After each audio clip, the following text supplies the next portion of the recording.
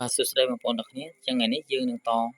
បាទលំហាត់យើងបន្តទៀតទំព័រទី7បាទលំហាត់ងើបាទចឆជើបាទឥឡូវយើងមើលណាយើងបញ្យល់ម្ដងហើយបាទអញ្ចឹងភាគបាយដូចគ្នាយើងប្រៀបធៀបថាពាក្យយកទេផ្នែកខាងលើហ្នឹងគេហៅថាពាក្យយកបាទតើឥឡូវយើងកែតែម្ដងបាទតើឥឡូវយើងមើល5ហើយនឹង4អញ្ចឹងមួយណាធំជាងអញ្ចឹងយកនេះជាគោលមកអញ្ចឹងមេថា5ធំជាង4យើងដាក់សញ្ញាធំជាងហើយចុះខាងនេះ7ហើយនឹង6មួយណាធំជាងគឺ7ធំជាងអញ្ចឹងយើងដាក់សញ្ញាធំបាទតើឥឡូវយើងចូលលំហាត់ឆម្ដងបាទ9និង12យើងប្រៀបធៀបថាខាងលើទេបាទភាគយកអញ្ចឹង9មានតម្លៃតូចជាង